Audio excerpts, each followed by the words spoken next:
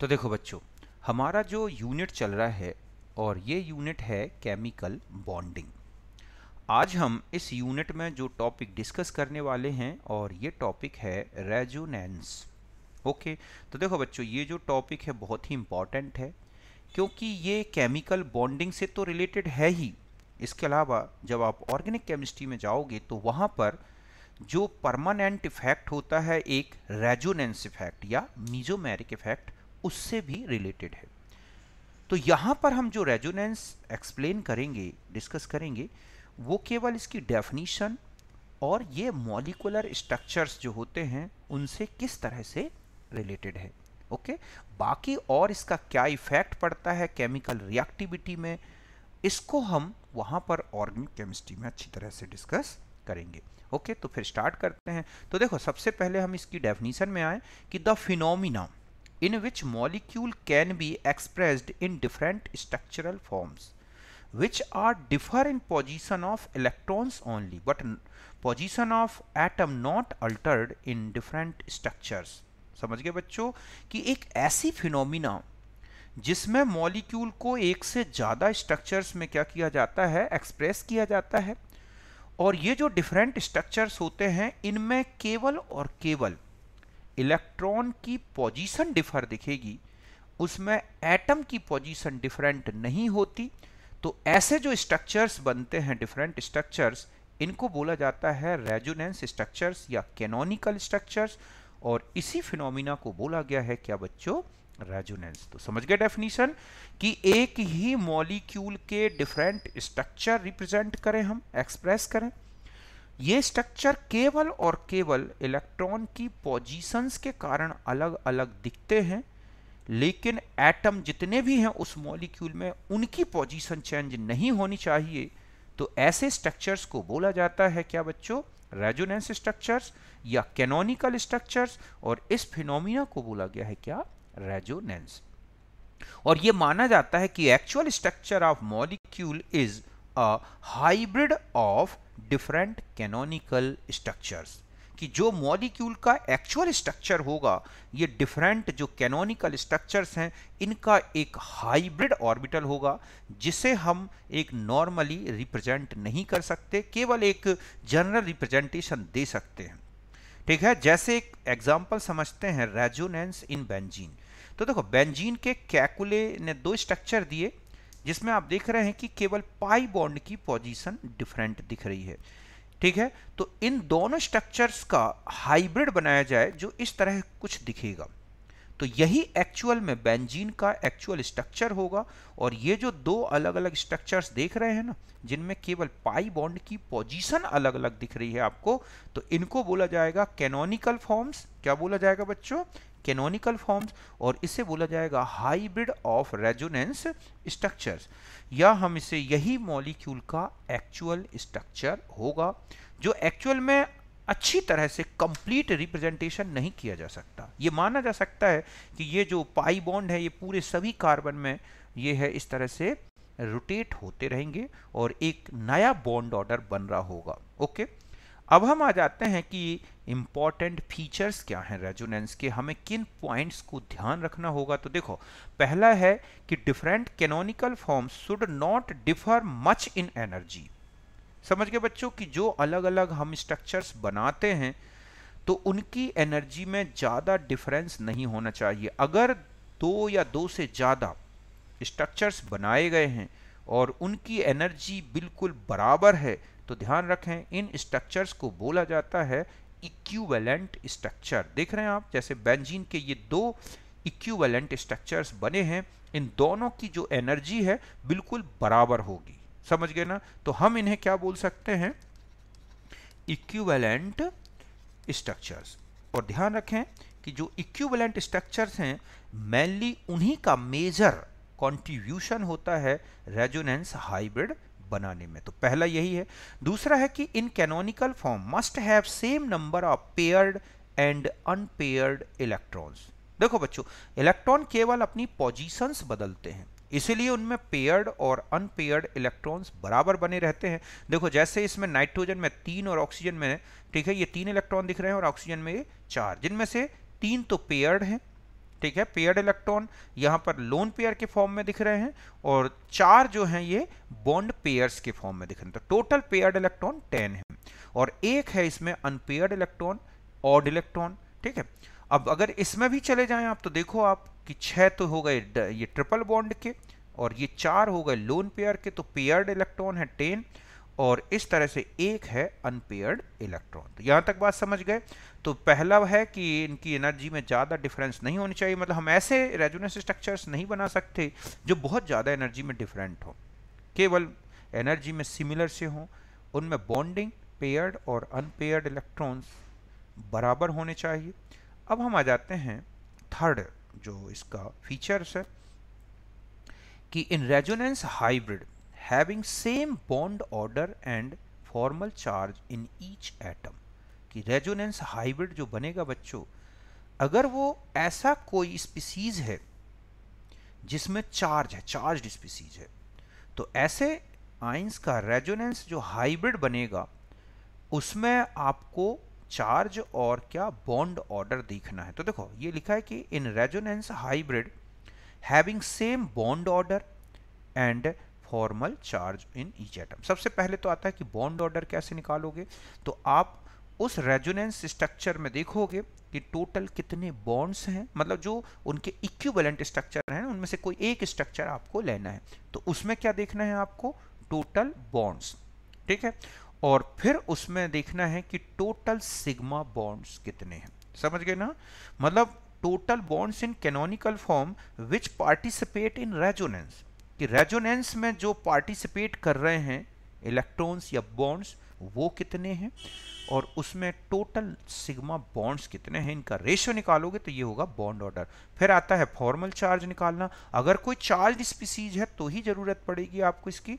तो कैसे निकालोगे कि टोटल चार्ज, ठीक है, which is distributed different atoms, कि आप उसमें एनाइनिक स्पीसीज है या कैटाइनिक स्पीसीज है तो उसमें टोटल चार्ज देखना है कितना है जो डिफरेंट एटम्स में डिस्ट्रीब्यूट हो रहा है, और अपॉन में number of atoms in which charge distributed, और वो एटम्स देखने हैं कि वो कितने एटम्स में वो डिस्ट्रीब्यूटेड हो रहा है। जैसे देखो CO3 2- है, ठीक है, अगर आप इसका बॉन्ड ऑर्डर कोई एक स्ट्रक्चर ले लूं मैं, ये बना है एक स्ट्रक्चर, तो देखो इसमें टोटल बॉन्ड्स कितने दिख रहे हैं 4, सिग्मा बॉन्ड कितने दिख रहे हैं 3, तो इसका बॉन्ड ऑर्डर आ गया 1.33, मींस यहां पर जो बॉन्ड्स हैं ये होंगे 1.33, इसका बॉन्ड ऑर्डर है, समझ गए बच्चों। और ये क्या है, ये क्या बना हुआ है, ठीक है, हाइब्रिड, हाइब्रिड मतलब रेजोनेंस हाइब्रिड, समझ गए ना, कि इस रेजोनेंस हाइब्रिड में हर एक एटम का फॉर्मल चार्ज एक बराबर होगा, बॉन्ड ऑर्डर एक सा होगा।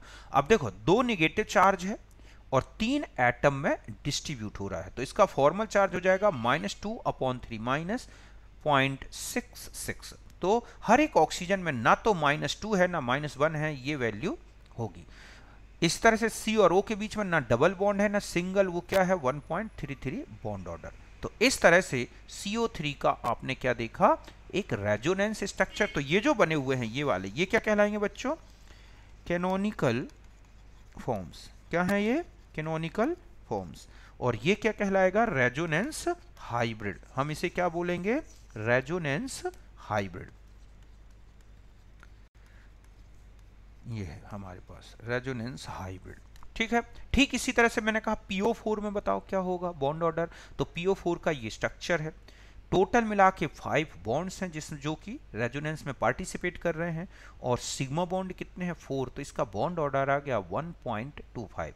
फॉर्मल चार्ज निकालें तो 3 - 4 एटम में डिस्ट्रीब्यूट हो रहा है, तो टोटल चार्ज हो गया -0.75। मीन्स अगर हम इसका हाइब्रिड शो करें तो इस तरह से टेट्राहाइड्रल स्ट्रक्चर होगा, और इसमें ये जो बॉन्ड ऑर्डर लगाओगे आप ऐसा, ठीक है, तो ये हो गया इसका बॉन्ड ऑर्डर।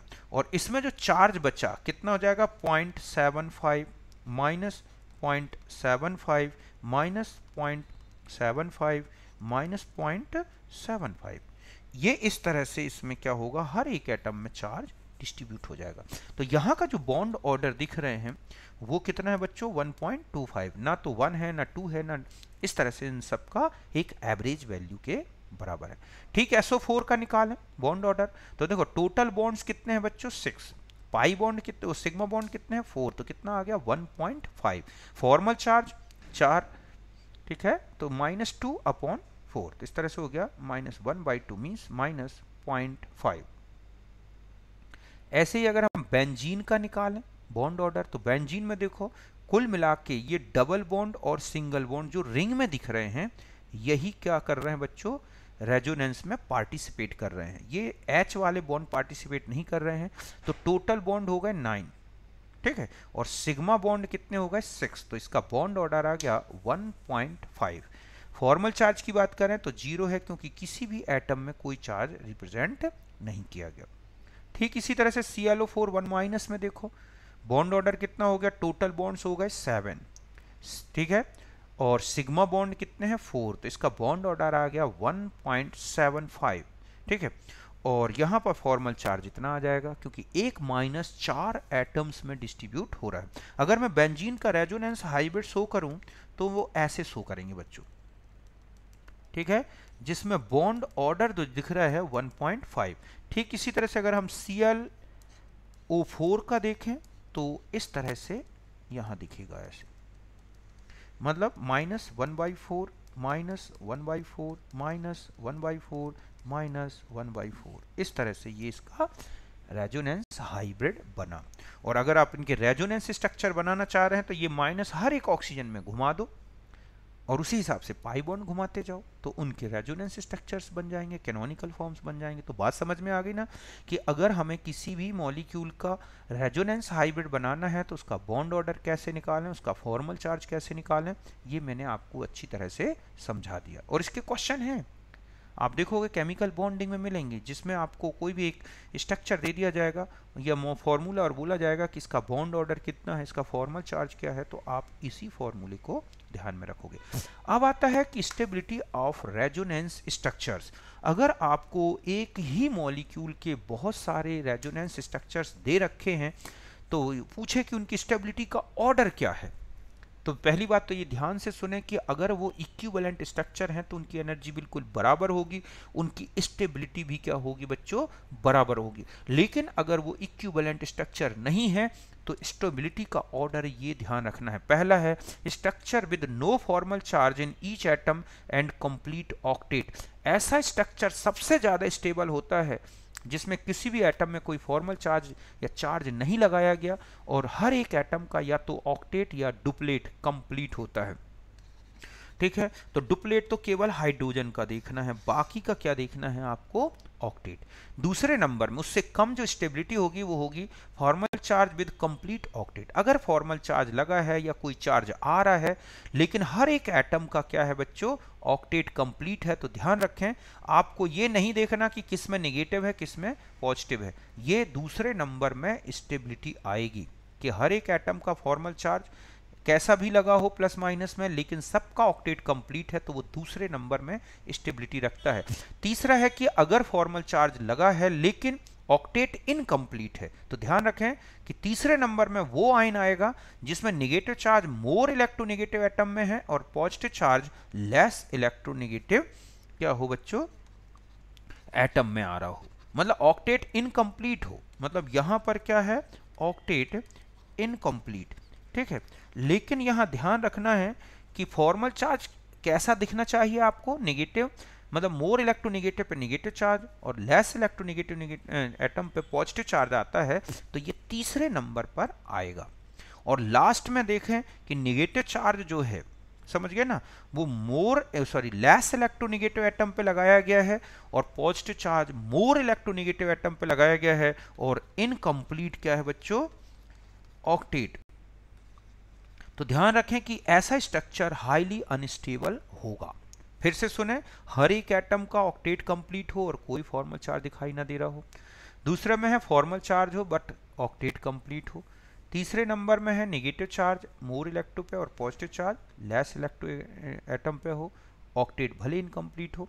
और लास्ट में आता है कि बिल्कुल जस्ट अपोजिट फॉर्मल चार्ज लग गए हों और ऑक्टेट इनकम्प्लीट हो, तो ये आएगा स्टेबिलिटी का ऑर्डर। देखो कैसे, जैसे ये है फॉर्मिक एसिड, इसमें आप देख रहे हैं कि यहाँ पर भी 8 इलेक्ट्रॉन है, यहाँ पर देखो आप, यहाँ पर भी कितने दिख रहे हैं, 8 इलेक्ट्रॉन, इस तरह से यहाँ इस ऑक्सीजन में देख लो, यहाँ पर भी कितने हैं, 1 इलेक्ट्रॉन, यहाँ पर डुप्लेट होना चाहिए, तो ये तो सबसे स्टेबल फॉर्म है। फिर मैंने ये पॉजिटिव चार्ज को यहाँ इस तरह से डेवलप कर दिया, मींस लोन पेयर को शिफ्ट कर दिया कार्बन की तरफ, तो ऑक्सीजन में नेगेटिव चार्ज और हाँ,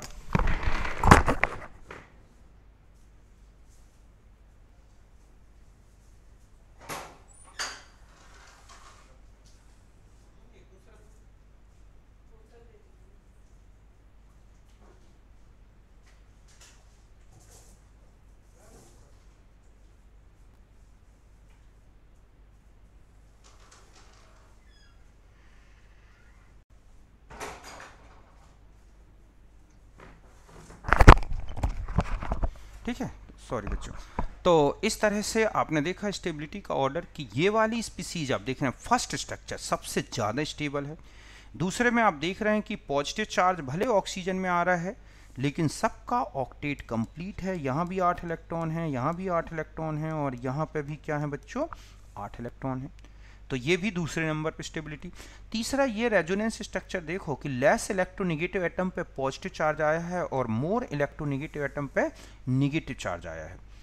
तो भले ऑक्टेट, तो यहाँ पर कितने इलेक्ट्रॉन हैं, 6, यहाँ पर कितने इलेक्ट्रॉन हैं, 8, तो ये ऑक्टेट इनकम्प्लीट है। फिर तो तीसरे नंबर पे स्टेबिलिटी आ रही है क्योंकि negative charge more electronegative atom पे और पॉजिटिव चार्ज लेस इलेक्ट्रोनेगेटिव पे दिख रहा है। और ये जो है लास्ट आप देख रहे हैं कि इसमें नेगेटिव चार्ज जो है कार्बन पे ला दिया, मींस लेस इलेक्ट्रोनेगेटिव पे, और पॉजिटिव चार्ज मोर इलेक्ट्रोनेगेटिव पे ले दिया, तो ये सबसे ज़्यादा क्या हो गया बच्चों, अनस्टेबल फॉर्म हो गया। तो इस तरह से अगर हम स्टेबिलिटी का ऑर्डर देख रहे हैं तो फर्स्ट सबसे ज़्यादा है, फिर सेकेंड हो गया और फिर क्या दिख रहा है आपको, थर्ड।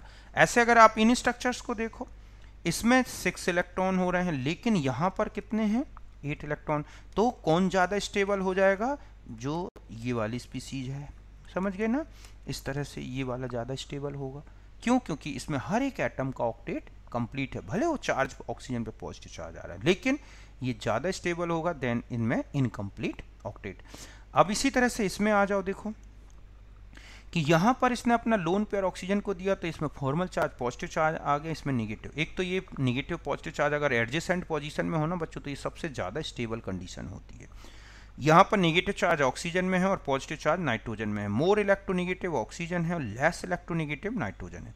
दूसरे स्ट्रक्चर में चले जाओ तो इसमें भी एडजेसेंट पोजीशन में पॉजिटिव और नेगेटिव चार्ज है, लेकिन यहाँ पर जो पॉजिटिव चार्ज है और नेगेटिव चार्ज है, तो पॉजिटिव चार्ज तो यहाँ पे भी नाइट्रोजन में था इस वाले में और इसमें भी है, लेकिन यहाँ नेगेटिव चार्ज अब नाइट्रोजन में आ गया जो ऑक्सीजन के रिस्पेक्ट में तो कम इलेक्ट्रोनेगेटिव है, तो दूसरे नंबर में स्टेबिलिटी आएगी।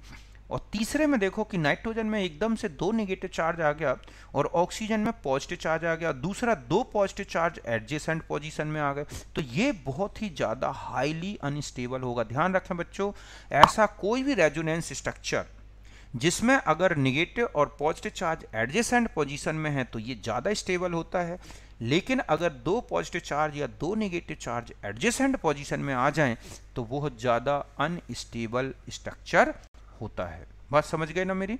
तो इस तरह से जैसे मान लो ये लिखा है एक आयन, कार्बोक्सिलेट आयन है ना, ये है माइनस, अगर ये बॉन्ड यहाँ शिफ्ट हो जाए, ठीक है, तो यहाँ पर ऑक्सीजन में एक माइनस और एक ऑक्सीजन में यहाँ और यहाँ, ऐसी कंडीशन, तो ये जो है ज़्यादा स्टेबल होगा और ये क्या होगा बच्चों, अनस्टेबल, क्योंकि इनमें थोड़ा सा ज़्यादा रिपल्सन लगेगा, ठीक है, और ऐसे में ये इनकी स्टेबिलिटी का ऑर्डर आएगा। ऐसे अगर आप और आगे बढ़ें कि जैसे यहाँ पर देख रहे हैं आप फिनॉक्साइडाइन है, तो ऑक्सीजन में नेगेटिव चार्ज है और यहाँ पर रेजोनेंस हुआ और ये माइनस चार्ज कहाँ पहुँच गया, रिंग में, तो यहाँ ये ज़्यादा स्टेबल बनाएगा फिनॉक्साइडाइन को, लेकिन ये कम स्टेबल होगा। और अगर हम फिनॉक्साइडाइन के रिस्पेक्ट में, इन दोनों आयन के रिस्पेक्ट में कार्बोक्सिलेट आयन देखें तो इसमें नेगेटिव चार्ज केवल और केवल ऑक्सीजन में डिस्ट्रीब्यूट होता है, कार्बन में कहीं नहीं आता, इसलिए कार्बोक्सिलेट आयन फिनॉक्साइडाइन से कहीं ज़्यादा स्टेबल होता है। रीजन समझ गए ना, कि इसमें नेगेटिव चार्ज का डिस्ट्रीब्यूशन केवल ऑक्सीजन में हो रहा है, इसमें फिनॉक्साइडाइन में हो रहा है और कार्बन में हो रहा है, तो ये ज़्यादा स्टेबल रेजोनेंस है क्योंकि यहाँ पर लेस इलेक्ट्रोनेगेटिव एटम में नेगेटिव चार्ज आ रहा है। ठीक इसी तरह से यहाँ देखो आप कि यहाँ पर पॉजिटिव चार्ज, यहाँ नेगेटिव चार्ज आ गया, फिर चार्ज डिस्ट्रीब्यूशन डिस्ट्रीब्यूशन दिख रहा है यहाँ पे, लेकिन यहाँ से अगर हाइड्रोजन हट जाए तो इस तरह से केवल एक चार्ज बचा, और ये एक चार्ज पूरी रिंग में घूम सकता है। और अगर यही नेगेटिव चार्ज घूमता हुआ ऑक्सीजन में पहुंच जाए तो ये फिनॉक्साइड आयन इस फिनॉक्साइड आयन से कहीं ज़्यादा स्टेबल होगा, और दोनों फिनॉक्साइड आयन फिनॉल से ज़्यादा स्टेबल होते हैं। और यही रीज़न है कि फिनॉल अपना प्रोटॉन निकाल के अपने आप को ज़्यादा स्टेबल फिनॉक्साइड आयन में चेंज कर लेता है और एसिडिटी शो करने लगता है। तो यहाँ तक बात क्लियर है। इस तरह से आपको डिफरेंट रेजोनेंस स्ट्रक्चर की स्टेबिलिटी देखनी है। कहाँ चार्ज है तो फिर से सुने, ऑक्टेट कंप्लीट हो, कोई फॉर्मल चार्ज ना हो तो सबसे ज़्यादा स्टेबल, ऑक्टेट कंप्लीट हो भले किसी प्रकार का चार्ज डिस्ट्रीब्यूशन हो तो दूसरे नंबर में, ऑक्टेट इनकम्प्लीट हो लेकिन निगेटिव चार्ज मोर इलेक्ट्रिव और पॉजिटिव चार्ज लेस इलेक्ट्रो पे है तो तीसरे नंबर में, और सबसे ज़्यादा अनस्टेबल हो गया बिल्कुल जस्ट कि निगेटिव चार्ज आप लेस इलेक्ट्रो पे लगा रहे हैं और पॉजिटिव चार्ज मोर इलेक्ट्रो पे, तो वो अनस्टेबल होगा। और उससे ज़्यादा अनस्टेबल होता है बच्चों अगर लाइक चार्ज एडजेसेंट पोजीशन में आ जाए। और इस तरह से मैंने आपको कुछ आयंस की स्टेबिलिटी का एक इम्पॉर्टेंट ऑर्डर बता दिया। फिर आता है रेजोनेंस एनर्जी। तो देखो रेजोनेंस एनर्जी एक्चुअली क्या होता है, जब मॉलिक्यूल में रेजोनेंस चलता है, इलेक्ट्रॉन यहाँ से वहाँ दौड़ लगा रहे होते हैं, तो इसमें कुछ एनर्जी का लॉस हो जाता है। तो वही जो लॉस हुआ है वही क्या है एक्चुअली बच्चों, रेजोनेंस एनर्जी। तो इसका फॉर्मूला है actual energy of molecule means resonance hybrid की actual energy minus energy of most stable canonical form of molecule. ठीक है, इनका डिफरेंस निकालते हैं, यही है रेजोनेंस एनर्जी। इसका वैल्यू जितना ज़्यादा आएगा न्यूमेरिकली, ध्यान रखें वो रेजोनेंस स्ट्रक्चर उतना ही ज़्यादा स्टेबल होगा, मींस उसमें रेजोनेंस होने से उतनी ही ज़्यादा एनर्जी क्या हो गई बच्चों, रिलीज हो गई। और मॉलिक्यूल में हम जानते हैं कि एनर्जी डिक्रीज हो जाए तो स्टेबिलिटी बढ़ जाती है। तो बेंजीन हो गया।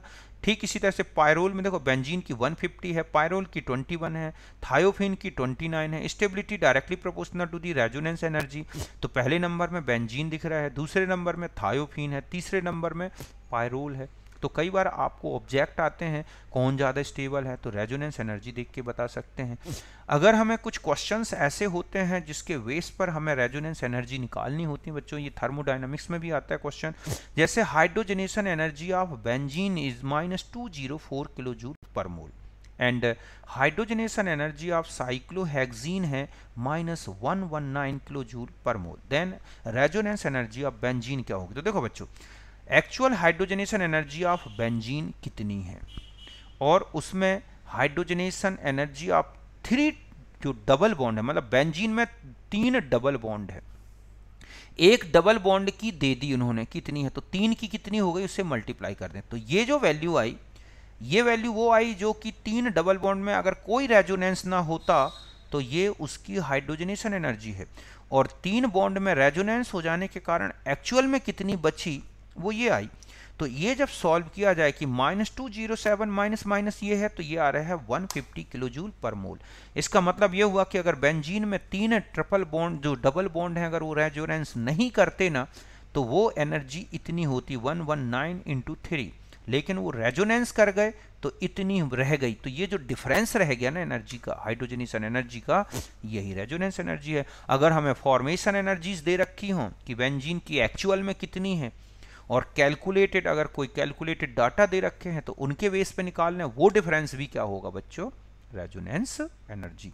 तो इस बेस पर भी हम रेजोनेंस एनर्जी निकालते हैं। कुछ और इंपॉर्टेंट फैक्ट्स ध्यान रखने हैं, रेजोनेंस में आते रहते हैं, एसर्शन रीजन वाले क्वेश्चन होते हैं ना, उनमें ये फंसा देते हैं। ऐसे में आपको इन पॉइंट को ध्यान रखना है कि the canonical form of molecule do not have any real existence, they are only imaginary form, only resonance hybrid exist. ध्यान रखें कि मॉलिक्यूल के जो कैनोनिकल फॉर्म्स होते हैं ना बच्चों, वो केवल एक इमेजिनरी हैं, एक्चुअली में उनका कोई रियल एग्जिस्टेंस नहीं है। क्यों? क्योंकि हम जानते हैं हाइजेनबर्ग अनसर्टेनिटी प्रिंसिपल की पाई बॉन्ड लगातार घूमते रहेंगे, तो आप उनकी फिक्स पोजीशन तो नहीं बता सकते ना। और आपने जो रेजोनेंस स्ट्रक्चर्स बनाए हैं उनमें आपने बॉन्ड की एक फिक्स पोजीशन बता दी, तो वो तो पॉसिबल नहीं है ना। तो ऐसे में कैनोनिकल फॉर्म की बेंजीन के जो 2 कैनोनिकल फॉर्म बनाए हैं कैकुल स्ट्रक्चर, उनमें पाई बॉन्ड की पोजीशन फिक्स दिख रही है, जबकि हाइजेनबर्ग अनसर्टेनिटी प्रिंसिपल ये कहता है कि ऐसा कभी पॉसिबल नहीं हो सकता, इलेक्ट्रॉन लगातार घूमते रहेंगे और एक हाइब्रिड कंडीशन में रहते हैं। तो केवल रेजोनेंस हाइब्रिड ही एग्जिस्ट करता है।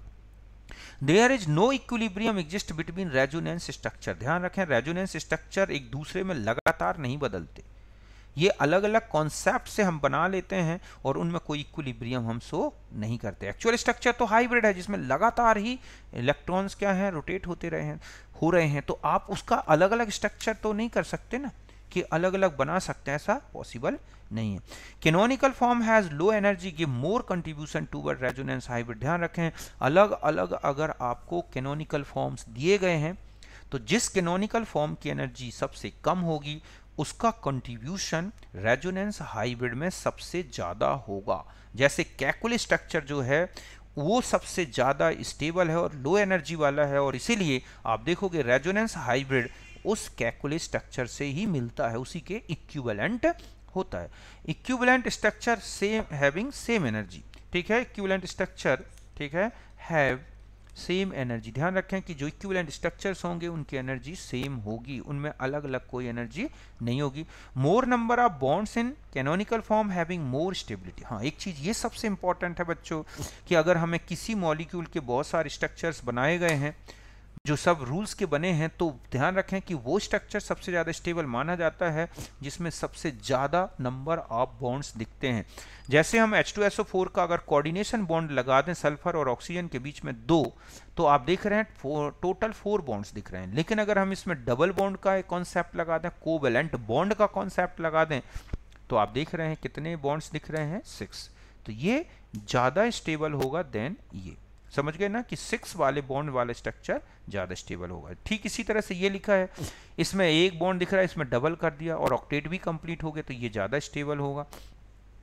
ठीक है, ठीक इसी तरह से अगर हम इसमें आ जाएं कि सल्फर ट्राईऑक्साइड, एक ये स्ट्रक्चर है और एक ये है, तो इसमें 6 बॉन्ड है, इसमें 3 है, तो 6 वाला ज़्यादा स्टेबल होगा। तो ये कुछ इंपॉर्टेंट पॉइंट्स हैं बच्चों जो कि केमिकल बॉन्डिंग में रेजोनेंस से जो है रिलेटेड है, मैंने उनको डिस्कस किया है।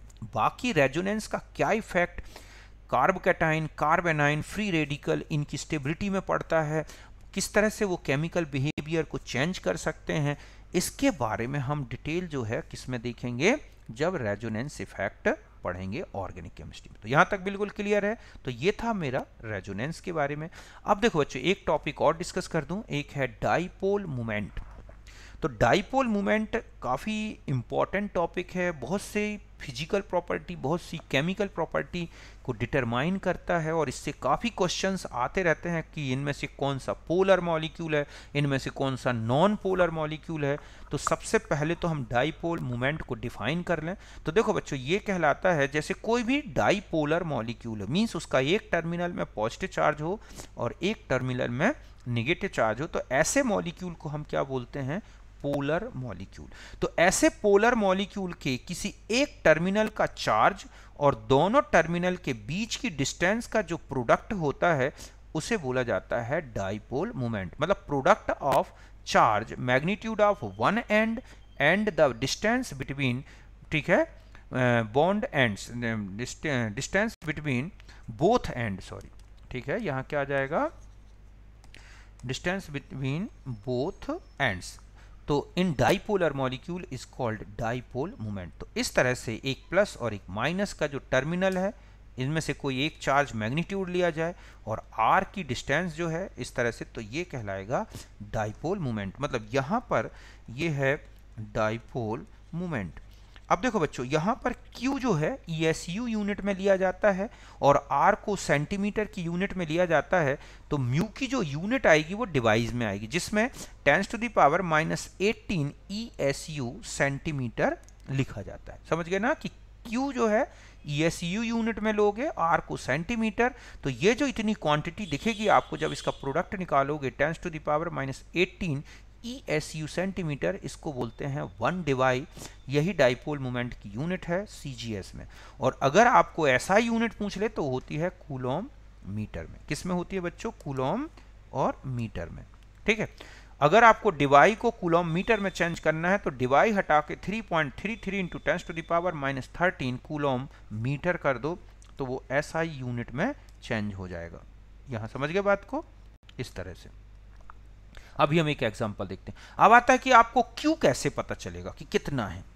तो Q के लिए आपको डायरेक्ट Q नहीं दे रखा होगा, आपको परसेंटेज आयनिक कैरेक्टर दे रखा होगा मॉलिक्यूल का। तो आप Q कैसे निकालोगे? परसेंटेज आयनिक कैरेक्टर अपॉन 100, और चार्ज ऑफ इलेक्ट्रॉन कितना होता है ESU में, ठीक है, वो ले लें आप।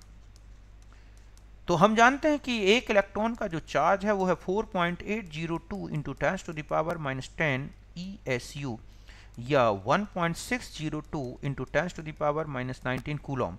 तो जब हम CGS डिवाई में करें, आंसर ला रहे हैं डाइपोल मोमेंट का, तो यहां पर एक इलेक्ट्रॉन का चार्ज ऑफ इलेक्ट्रॉन ESU में रख दो, परसेंटेज आयनिक कैरेक्टर, मतलब टोटल एक टर्मिनल में अगर टोटल अलग हो जाए टर्मिनल टूट के, तो उसके एक माइनस होने पर जो चार्ज डेवलप होगा वो एक इलेक्ट्रॉन के चार्ज के बराबर होगा, ठीक है। लेकिन अगर वो 100% आयोनाइज्ड नहीं है तो कितने परसेंट है? मान लो 50% है, तो एक टर्मिनल का चार्ज एक इलेक्ट्रॉन के चार्ज का 50% होगा, ठीक है। तो इस तरह से आपको वो चार्ज मैग्नीट्यूड निकाल लेना है कि एक टर्मिनल में कितना है।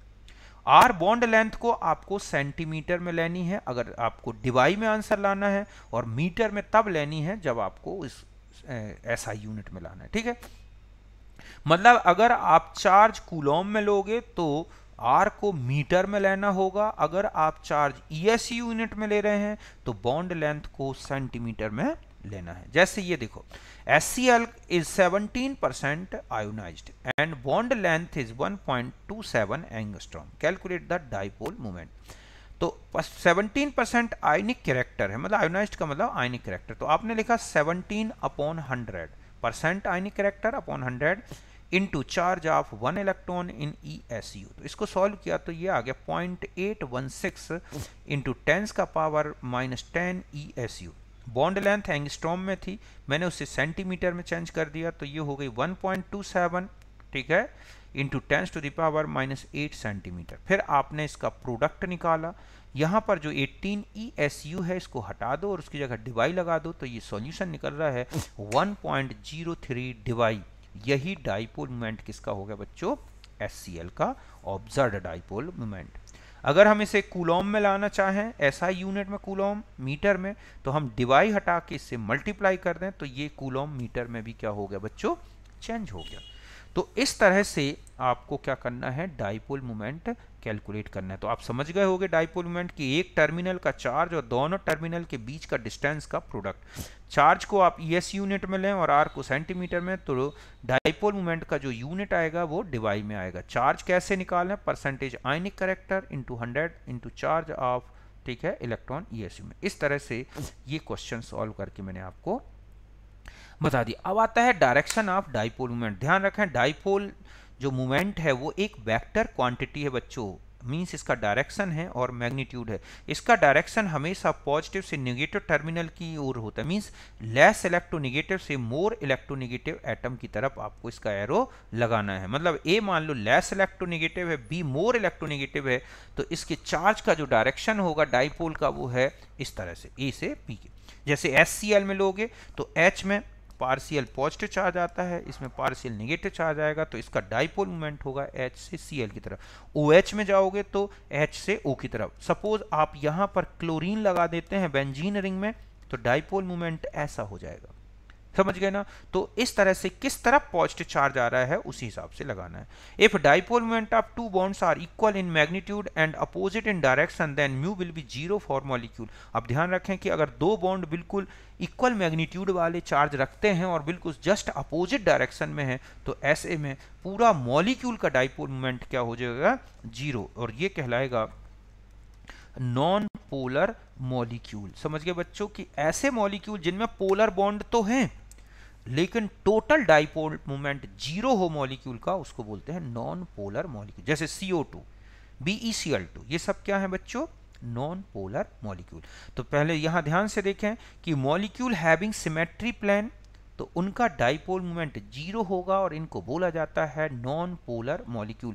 ध्यान रखें, ऐसे मॉलिक्यूल जिनमें हाइब्रिडाइजेशन हो और जितने भी बॉन्ड पेयर हैं, ठीक है बच्चों, bond pair equal to number of hybrid orbitals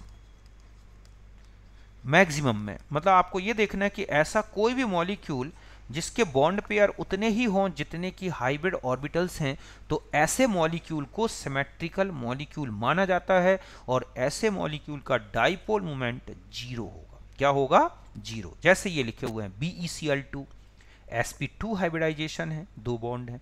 BCl3 इसमें तो sp था, BeCl2 में 2 बॉन्ड हो गए, अपोजिट डायरेक्शन में ये बने हुए हैं। BCl3 में sp2 हाइब्रिडाइजेशन है, ऐसे BF3 में तो देख रहे हैं आप 3 क्लोरीन मतलब 3 बॉन्ड पेयर, 3 हाइब्रिड ऑर्बिटल। ऐसे सब में निकाल के देख लो आप, जितना हाइब्रिडाइजेशन आएगा उतने ही उसमें सिग्मा बॉन्ड पेयर होंगे और इस तरह से जो है मॉलिक्यूलर स्ट्रक्चर जो है सिमेट्रिकल होगा और इनके डाइपोल मोमेंट क्या होंगे बच्चों?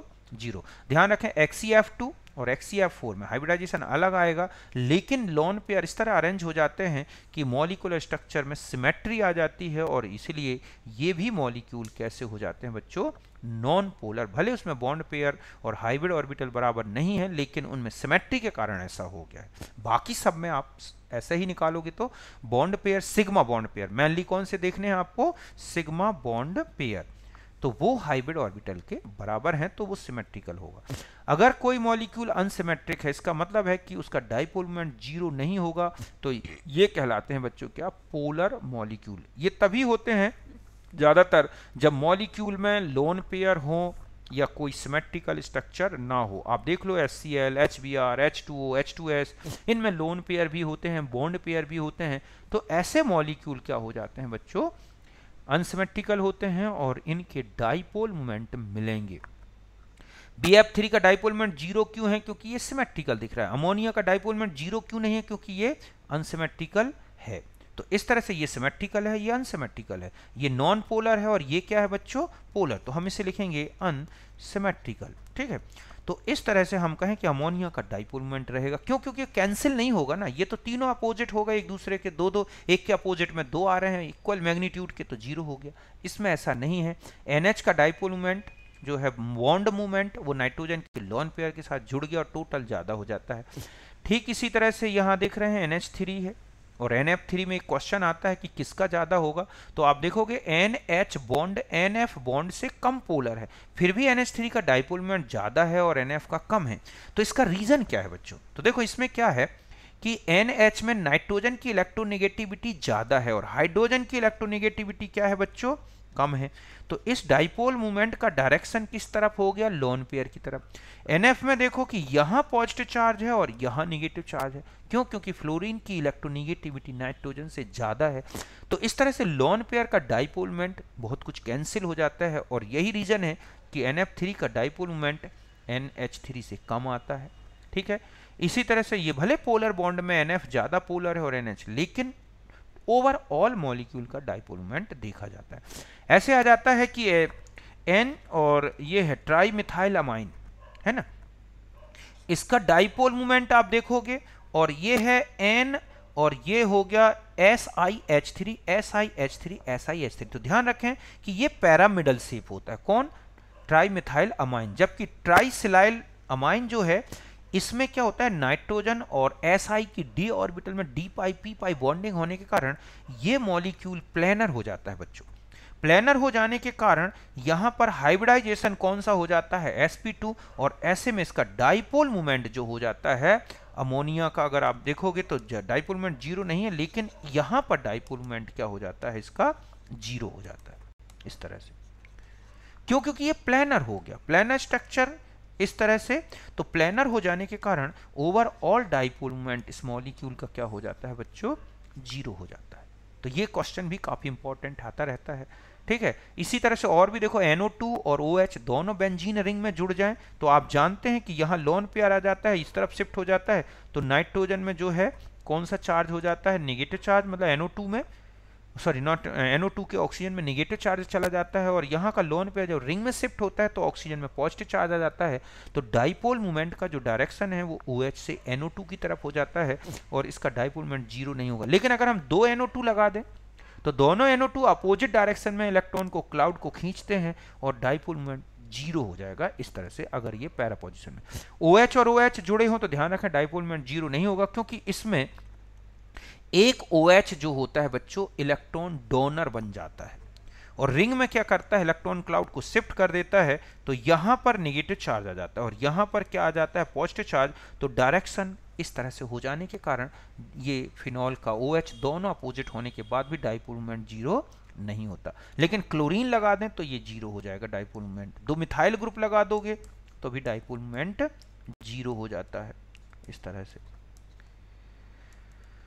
ऐसे समझ गए ना। तो सिमेट्रिकली है, लेकिन कई बार कंडीशंस कुछ अलग हो जाती हैं। अब देखो कुछ एप्लीकेशंस बता दूं, एप्लीकेशन ऑफ डाइपोल मोमेंट।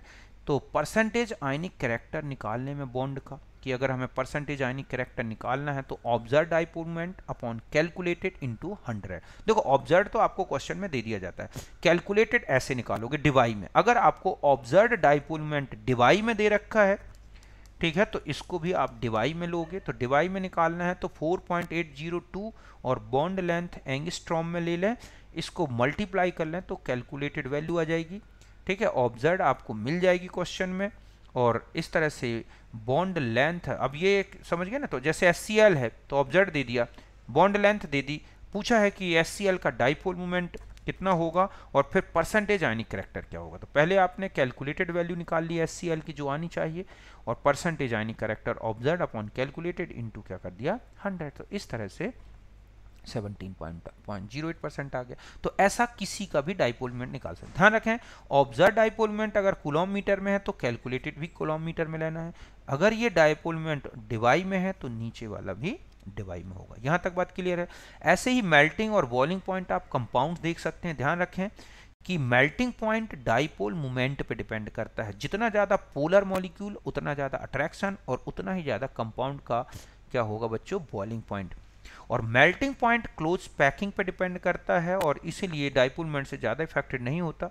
जैसे आप आइसोमर्स देख लें एल्कीन के, तो सिस का ज्यादा और ट्रांस का डाइपोल मोमेंट कम होता है। और यही रीजन है कि सिस में डाइपोल मोमेंट ज्यादा है तो उसका बॉइलिंग पॉइंट ज्यादा है और इसका कम है। लेकिन ट्रांस की क्लोज पैकिंग बहुत अच्छी होती है देन सिस के, तो मेल्टिंग पॉइंट में जो ट्रांस है उसका ज्यादा मेल्टिंग पॉइंट निकलता है और सिस का कम। तो इस तरह से, ठीक इसी तरह से बेंजीन डेरिवेटिव्स में सब्स्टिट्यूएंट की पोजीशन लगा सकते हैं, पता लगा सकते हैं किस तरह से है, या फिर हम उसमें ये देख सकते हैं कि डाइपोल मोमेंट किस तरह से चेंज होता है। अगर रिंग में इलेक्ट्रॉन रिलीजिंग ग्रुप और इलेक्ट्रॉन विड्रॉविंग ग्रुप जुड़े हों तो ध्यान रखें जैसे जैसे थीटा बढ़ेगा, समझ गए बच्चों, जैसे जैसे थीटा बढ़ेगा डाइपोल मोमेंट भी बढ़ता है।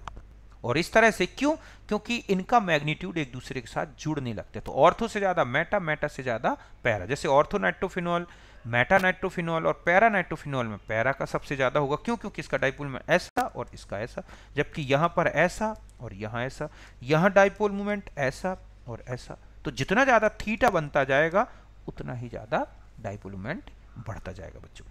अगर इलेक्ट्रॉन रिलीजिंग ग्रुप जुड़े हों या इलेक्ट्रॉन विड्रॉविंग ग्रुप दोनों जुड़े हों तो डाइपोल मोमेंट डिक्रीज होता है जैसे जैसे एंगल क्या होता है बच्चों, इंक्रीज होता है। जैसे दो नाइट्रो लगा दोगे तो डाइपोल मोमेंट इसका भी इस डायरेक्शन में है, इसका भी, अब ये इस डायरेक्शन में हो गया, इस डायरेक्शन में, और अब ये इस डायरेक्शन में और ये इस डायरेक्शन में, तो टोटल जीरो हो गया फाइनली।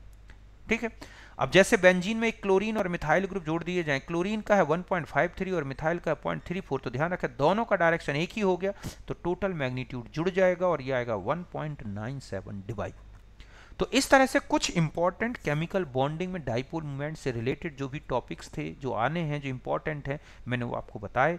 बस इतना ही अभी यहाँ पर अच्छी तरह से याद रखना है केमिकल बॉन्डिंग में, इससे ज़्यादा हमें यहाँ पे ज़रूरत नहीं पड़ेगी डाइपोल मोमेंट की।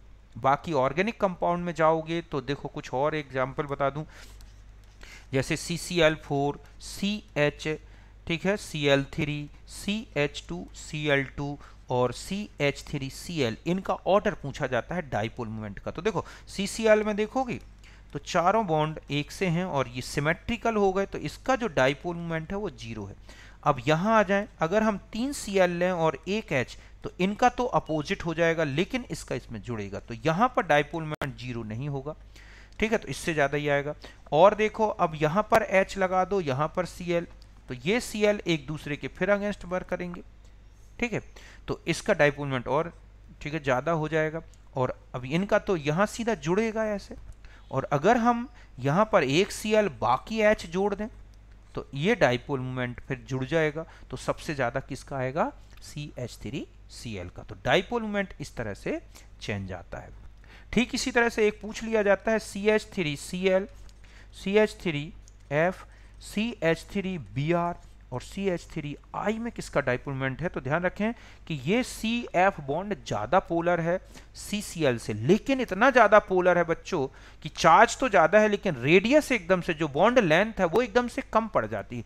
इसलिए Q इंटू आर का जो प्रोडक्ट है वो इसके Q इंटू आर से ज़्यादा हो जाता है, और यही रीज़न है कि CH3Cl का डाइपोल मोमेंट ज़्यादा है CH3F से, और ये ऑर्डर दिखाई देता है डाइपोल मोमेंट का।